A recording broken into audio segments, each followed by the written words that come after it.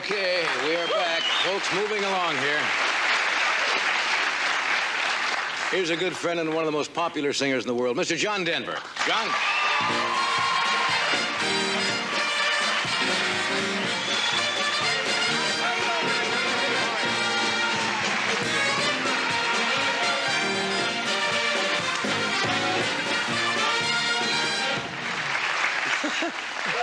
Now, don't tell me you were married on skis. I won't buy that.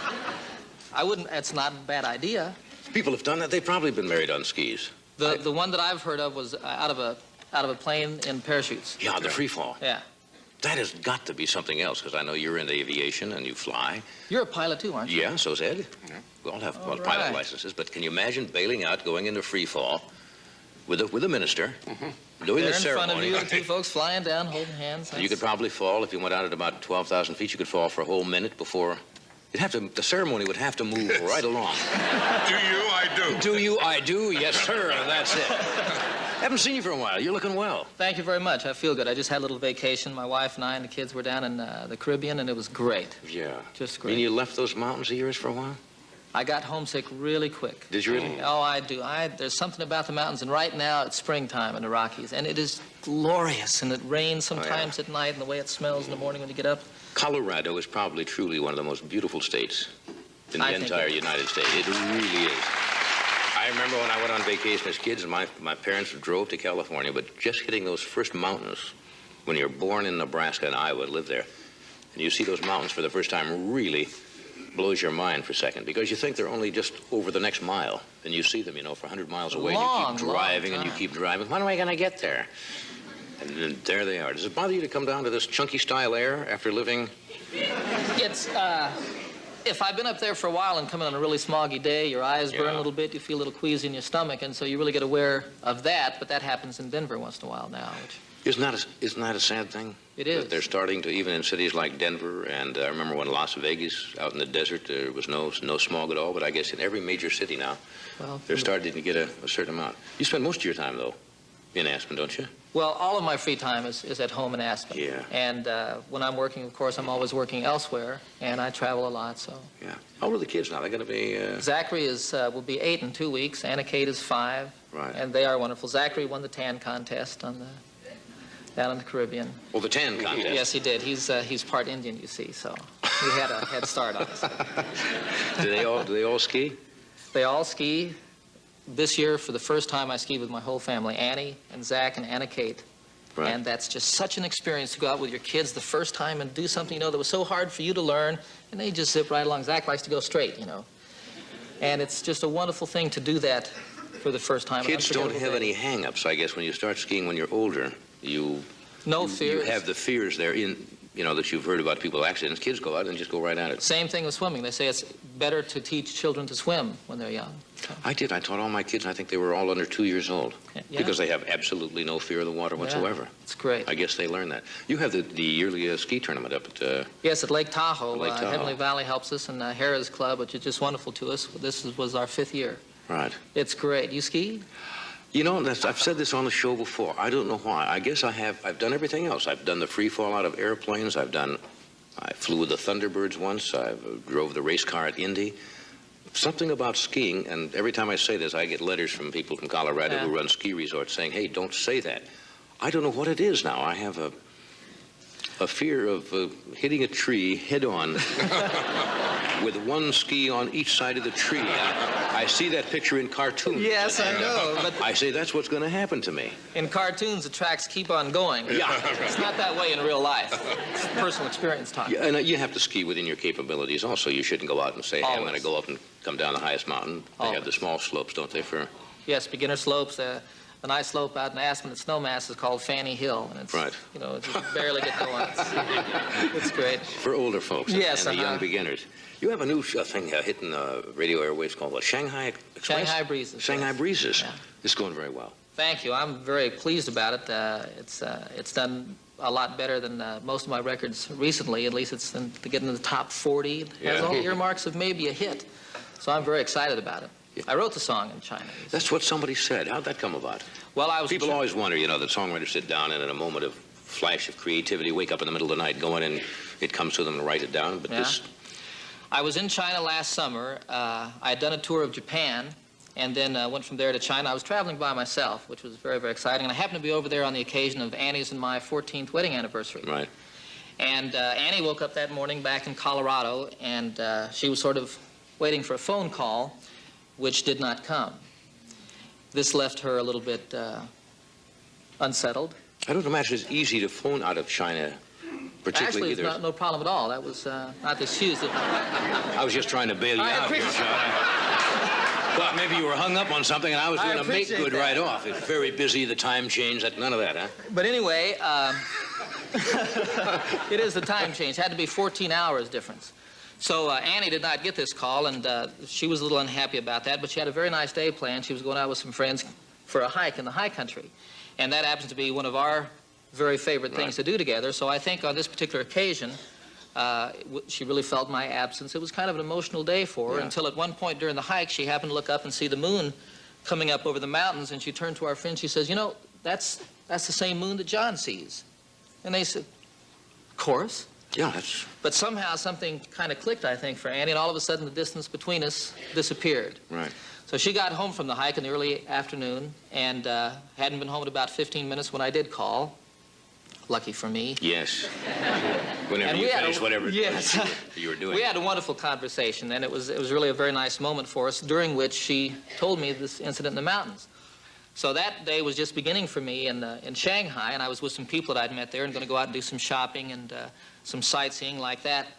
But very early on in the day, all of a sudden, a song started coming on for me. Now, sometimes songs, I wrote Annie's song in 10 minutes on a ski lift, as a matter of fact, right? one day. Some songs take 6 to 9 months. And this one came on like gangbusters. There was nothing I could do about it. I noticed the people I was with had some kind of strange looks on their faces after a while. I wasn't there. And I explained to them what was going on. I You said, just "Please hear the don't- melody. Yeah, don't worry about me. Don't leave me anywhere. Yeah. And when the day is over, if I'm lucky, I'll have a song to sing for you." And I did write this song. It sounds like something out of a movie, right? If it, Yeah, you wrote well, that in that's the the movie way and it said, "Don't happens, be." too. Come back. Will you do it from here when I'd we come love to. back? Okay, we'll take a break. We'll be right back with John. Good to see you. How you doing?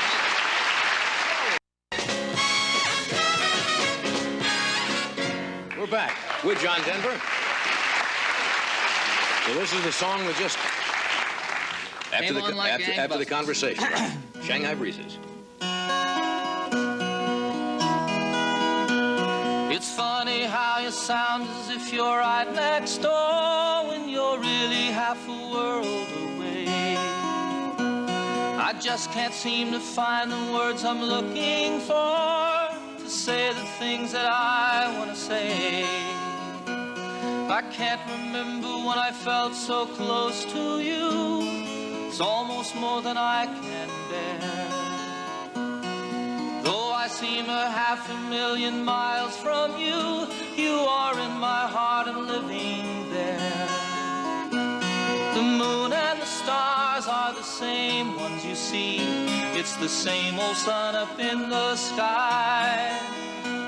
Your voice in my ear is like heaven to me, like the breezes here in old Shanghai.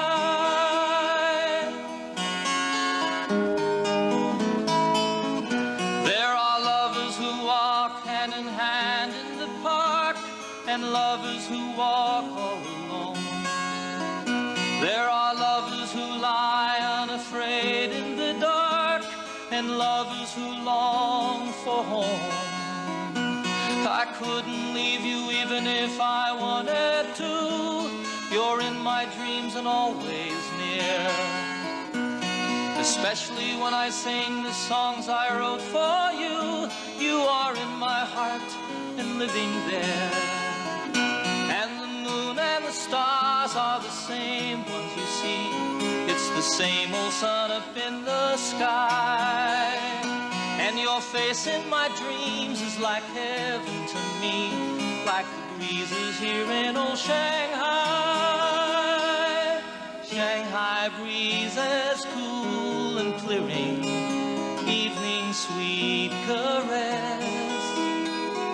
Shanghai breezes soft and gentle, remind me of your tenderness. And the moon and the stars are the same ones you see. It's the same old sun up in the sky. And your love in my life is like heaven to me, like the breezes here in old Shanghai. And the moon and the stars are the same ones you see. It's the same old sun up in the sky. And your love in my life is like heaven to me, like the breezes here in old Shanghai, just like the breezes here in old Shanghai.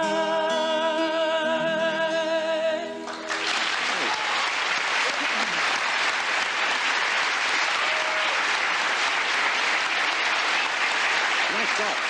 Good lyrics. Thank you.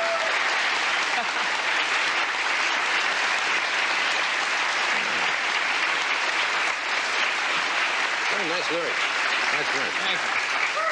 One of the things that intrigued me most about China, you know, it's so far away in so many respects. Most of everything you see over there is older than our country. Yeah. And yet the thing that stands out is that everywhere you go in the evening, there's not a lot to do in China. You know, not a lot of theaters, there's not a lot of television like that. But you see lovers on bicycles holding hands, walking down the street. Which they couldn't do a few years ago, I understand, in China. That's true, yeah. Was, but it's wonderful. You know, people are the same all over. Yeah. And I appreciate that. You wonder if those cultures will change so much when they start to see, which does happen very often in those countries, when they see the consumer goods. They're and changing things now. the things that other countries have, and the young people especially want that, and it becomes very difficult for the government sometimes to say, hey, those things are decadent, you know, and the material things are not important. So you do see the culture start to change. Absolutely. One of the difficulties they're facing over there now is the influence of tourists now with their cameras. If you have a Polaroid camera, you can blow somebody away. I mean, they just are thrilled over that. They say the loveliest thing you can do if you're over there, some people told me this, if you take a picture of a child or ask them, you know, permission to be mine, is to take the Polaroid picture and give it to them as they want, because they just don't, they don't see things like that, which is strange. That's true. Because some of their biggest technology... thing in China right now is the Rubik's Cube. They're selling them very, very cheaply, and the government there's been some commentary in the newspapers there. The people are concerned about how many folks are not going to work. They're trying to work a Rubik's Cube. Wasting their time working on Rubik. How'd you enjoy the food over there? Did you adapt to that? I enjoyed it a great deal. Actually, no, I heard some stories about eating dog and like that, but the food was truly wonderful. Yeah. And in each province, they have their own spices, their own way of serving. Sichuan province is so spicy you can hardly believe it. Yeah. But it was really very, very good food. The place that was most difficult in that regard was Tibet. Really? And Tibet is permeated with the smell of yak butter. Ah, nothing like yak butter in the morning. Fresh air, fleecy clouds, and the smell of yak butter. Wow. Not my favorite stuff. No, that takes some getting used to. We'll be right back.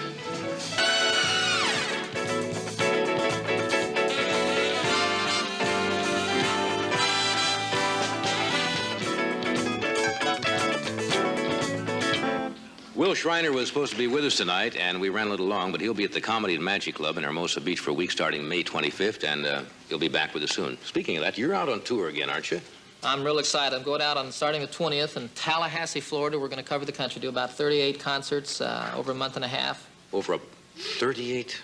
You're on a one-nighter or a binge, right? One-nighters, yeah. We're going to be in New York. There's a place, Brendan Byrne Arena in New York, holds over 20,000 people, and it's pretty exciting to play for an audience. You do that. So. Yeah, I'd love to get out and do concerts because you really you kind of rejuvenate you. And my favorite thing is performing live for the people, singing for people. I love to sing. And you see a lot of the country, too. Yes, sir. Hey, thanks and for being here. in the springtime, it's great. Springtime in the Rockies. Oh, yes. Yeah. Hey, thanks for being here tonight. Thank you, John. Tomorrow night we have Arnold Schwarzenegger here. We'll flex for us. Franklin Ajay and Jasmine, Terry Gibbs, and Buddy DeFranco. Thank you for being with us. Have a nice evening.